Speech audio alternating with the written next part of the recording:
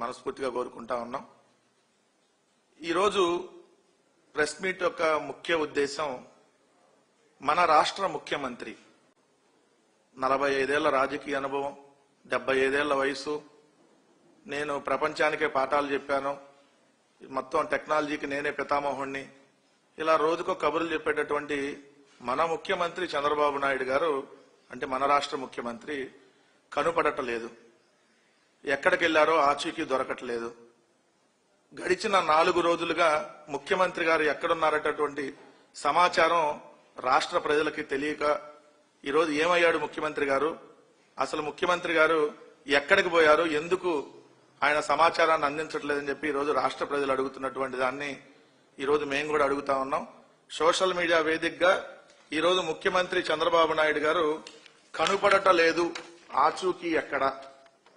ముఖ్యమంత్రి చంద్రబాబు నాయుడు గారు కనపడటలేదు, ఆచూకీ ఎక్కడ అని చెప్పి ఈరోజు రాష్ట్ర ప్రజానికం అడుగుతా ఉంది. దానికి సమాధానం ఖచ్చితంగా ఈ ప్రభుత్వం చెప్పాలి. ఎందుకంటే ఈయన ఒక తెలుగుదేశానికి ముఖ్యమంత్రి కాదు, రాష్ట్ర ప్రజలకు ముఖ్యమంత్రి. సో రాష్ట్ర ప్రజలకు ముఖ్యమంత్రిగా ఉన్నటువంటి చంద్రబాబు నాయుడు గారు కనపడకుండా ఎక్కడికి వెళ్లారు, ఆచూకీ తెలిస్తే సమాచారం అందించాలి.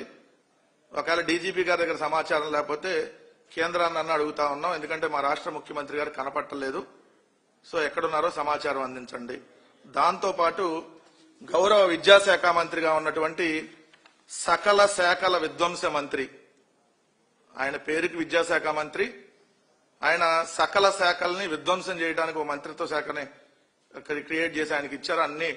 అన్ని శాఖల్ని విధ్వంసం చేయటమే ఆయన లక్ష్యం. ఆయన పేరు నారా లోకేష్, ఈయన ముఖ్యమంత్రి కొడుకు కూడా. సో ఈయన ఎక్కడున్నారో ఈయన కూడా కనపట్ల, ఈయన గడిచిన వారం రోజులుగా కనపట్ల, ఎక్కడున్నారో సమాచారం లేదు. సో అందరూ ఆందోళన చెందుతా ఉన్నారు. ఈరోజు ఏమైపోయాడు చంద్రబాబు నాయుడు గారు, ఏమైపోయాడు నారా లోకేష్ గారు, ఎక్కడికి వెళ్లారు, కనీసం నూతన సంవత్సరం రోజు శుభాకాంక్షలు చెప్పడానికి కూడా అందుబాటులో లేరు అని చెప్పి ఈరోజు రాష్ట్ర ప్రజానికం అడుగుతుంది. కాబట్టి మేము కూడా అడుగుతా ఉన్నాం.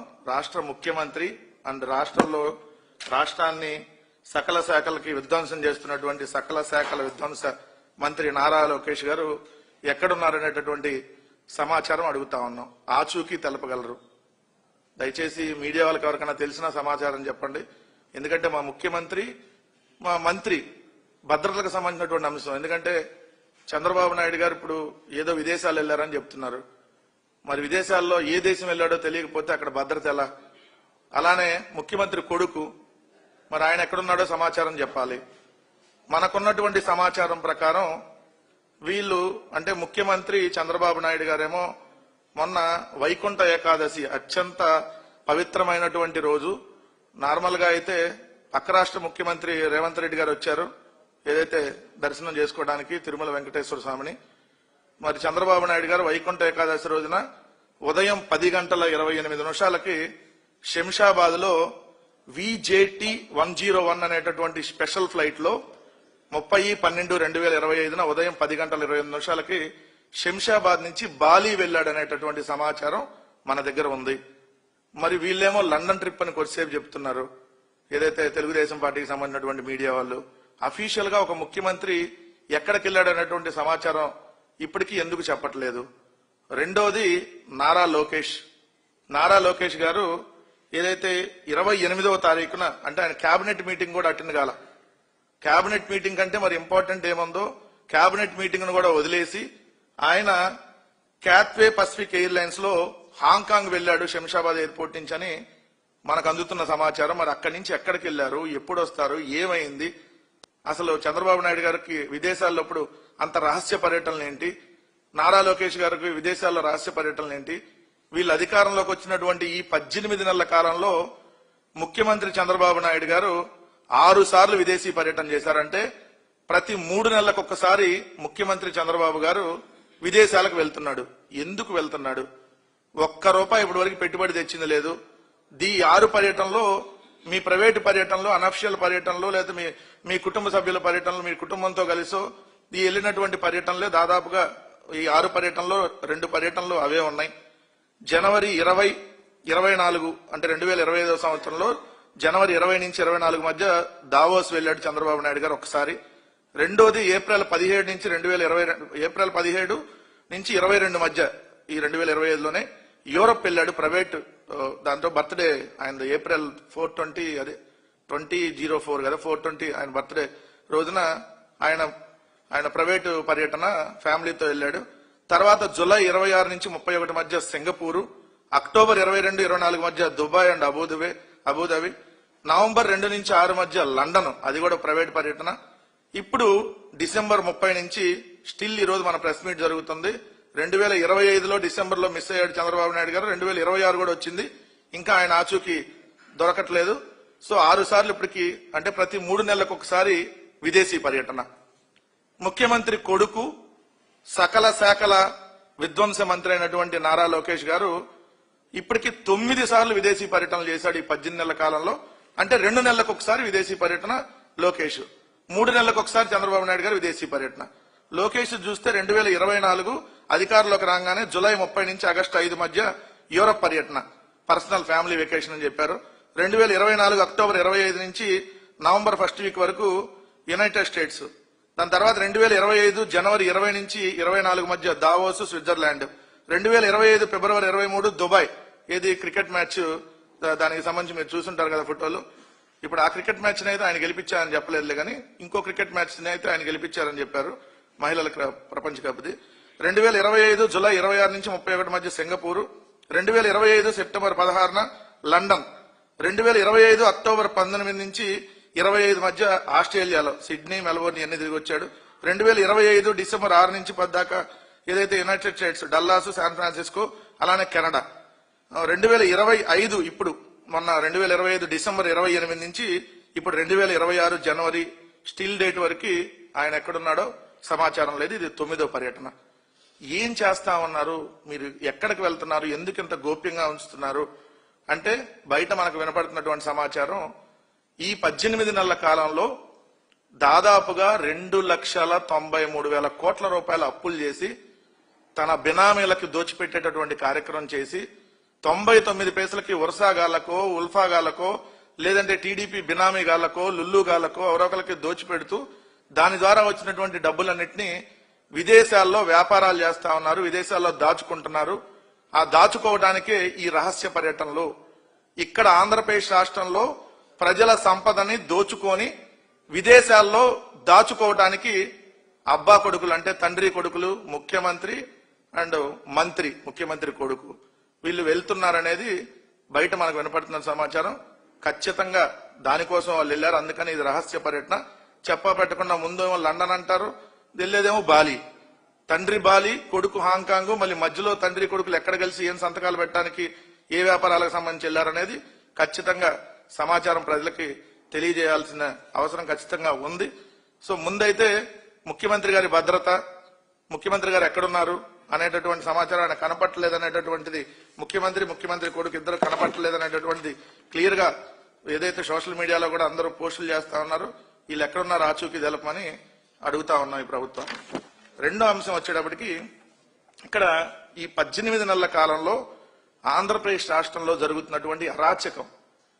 ఆంధ్రప్రదేశ్ లో 164 మంది ఎమ్మెల్యేల కూటమి.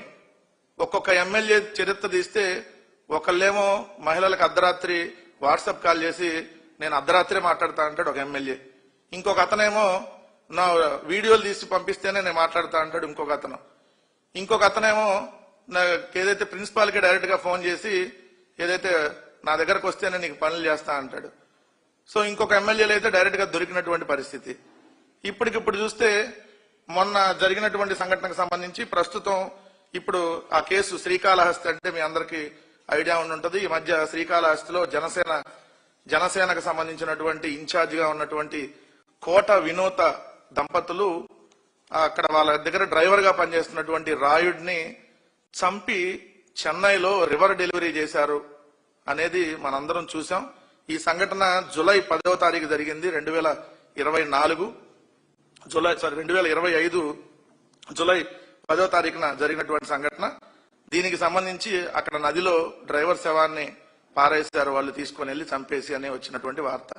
దాని తర్వాత రాయుడు, ఆ డ్రైవర్ రాయుడు ఎవరైతే ఉన్నారో ఆ రాయుడు సెల్ఫీ వీడియో ఒకటి బయటకు వచ్చింది. అతను చనిపోయిన తర్వాత వచ్చినటువంటి సెల్ఫీ వీడియో. అంటే అతను బతుకున్నప్పుడు రికార్డ్ చేసి చనిపోయిన తర్వాత ఆ వీడియో రిలీజ్ చేశారు. దాంట్లో క్లియర్ గా అతను చెప్పింది, బొజ్జల సుధీర్ రెడ్డి ఎవరైతే అక్కడ శ్రీకాళహస్తి తెలుగుదేశం పార్టీ ఎమ్మెల్యేగా ఉన్నాడో, ఆ శ్రీకాళహస్తి తెలుగుదేశం పార్టీ ఎమ్మెల్యే సుధీర్ రెడ్డి ప్రోద్బలంతో ఇవన్నీ చేశాను అని చెప్పి అతను చెప్పినటువంటిది. అవన్నీ కూడా వాళ్ళు రికార్డు పోలీసులకు సమర్పించారు ఈ కోట వినూత్న దంపతులు అని మనకున్నటువంటి సమాచారం. దాన్ని బట్టి ఇప్పుడు శ్రీకాళహస్తి తెలుగుదేశం పార్టీ ఎమ్మెల్యేగా ఉన్న బొజ్జల సుధీర్ రెడ్డికి ఏదైతే తమిళనాడు పోలీసులు సమన్లు జారీ చేశారు. అతను ఒక్కడికే కాదు, అతను అనుచరుడిగా ఉన్నటువంటి ఎవరైతే ఇంకొక ఇద్దరు, సుజిత్ రెడ్డి అని బొజ్జల సుధీర్ రెడ్డి అనుచరుడు, అతనికి అలానే జనసేన కార్యకర్త పేట చంద్రశేఖర్, సో వీళ్ళందరికీ వాళ్ళు సమన్లు జారీ చేసి సెల్ ఫోన్ డేటా ఇవన్నీ కూడా తీసుకున్నారు. దీంట్లో బొజ్జల సుధీర్ రెడ్డి అనేది క్లియర్ గా పోలీసులకి ఉన్నటువంటి సమాచారం. సో బొజ్జల సుధీర్ రెడ్డి అదేవిధంగా జనసేన సంబంధించినటువంటి ఇన్ఛార్జ్, వాళ్ళు ఒకరికొకరి రాజకీయ ఆధిపత్యంలో ఒక అమాయకుడైనటువంటి జనసేన క్రియాశీల కార్యకర్తగా ఉన్నటువంటి డ్రైవర్ రాయుడు, అతను పచ్చబొట్టు కూడా ఇచ్చుకున్నాడు, అంత వీరాభిమాని అతను పవన్ కళ్యాణ్కి. సో జనసేన పార్టీలో క్రియాశీలకంగా పనిచేస్తా ఉన్నాడు. సో అతను ఈరోజు బలైపోయాడు వీళ్ళ వల్ల. అంటే వీళ్ళ రాజకీయ ఆధిపత్యంలో ఒక సామాన్యుడిని, ఒక డ్రైవరు ఈరోజు చనిపోవడానికి కారణం ఇక్కడ Janasena incharge and Telugu Desam party MLA. ఇప్పుడు దీనికి ఎవరు సమాధానం? ఆ కుటుంబానికి ఈరోజు ఎవరు అండగా ఉంటారు? సో కనీసం ఇప్పుడు కూడా పవన్ కళ్యాణ్ దీని మీద ఇప్పటి వరకు కూడా రియాక్ట్ కాల. ఎందుకంటే అతను జనసేన కార్యకర్త చనిపోయింది. అంటే వీళ్ళు ఎలా ఉన్నారనంటే, వీళ్ళు వైఎస్ఆర్ కాంగ్రెస్ పార్టీ వాళ్ళని చంపేస్తారు, లేదంటే తప్పుడు కేసులు పెడతారు, ఒకవేళ కుదరపోతే చంపేస్తారు, ఏదో కేసులు కూడా వాళ్ళు లొంగపోతే. ఆఖరికి ఎలా అయిందంటే జనసేన వాళ్ళని తెలుగుదేశం వాళ్ళు కొట్టుకునేదాకా వెళ్ళారు, చంపుకునేదాకా వెళ్ళారు. ఆఖరికి తెలుగుదేశం వాళ్ళు కూడా చంపుకునేదాకా వెళ్ళారు. మొన్న వీరయ్య చౌదరి అనేటటువంటి తెలుగుదేశం పాడి మోసాడు కదా చంద్రబాబు నాయుడు గారు వీళ్ళందరూ వెళ్ళి.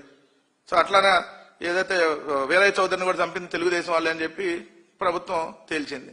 సో ఇప్పుడు ఈ బొజ్జల సుధీర్ రెడ్డి అనుచరుడు ఎవరైతే ఉన్నారో సుజిత్, ఇక్కడ మీరు ఫోటోలో చూడొచ్చు. ఈ సుజిత్ ఇప్పుడు తమిళనాడు పోలీసులు ఎవరైతే ఉన్నారో, ఈ తమిళనాడు పోలీసులు విచారణ నోటీసులు ఇచ్చారు. ఈ నోటీసులు ఇచ్చినటువంటి వ్యక్తి ఈ బాక్స్ లో ఈ పక్కన సుధీర్ రెడ్డి ఎమ్మెల్యేతో పాటు ఉన్నాడు. ఇతను సుధీర్ రెడ్డి అనుచరుడు సుజిత్, ఇతను కూడా ఆ హత్యలో పాత్ర ఉందని తేల్చారు. అలానే ఇక్కడ చూస్తే మీకు ఇంకొక అతను జనసేన కార్యకర్త చంద్ర ఎవరైతే ఉన్నారో మీకు అక్కడ కనపడుతుంది చూడండి బాక్స్ లో, ఇతనున్నాడు.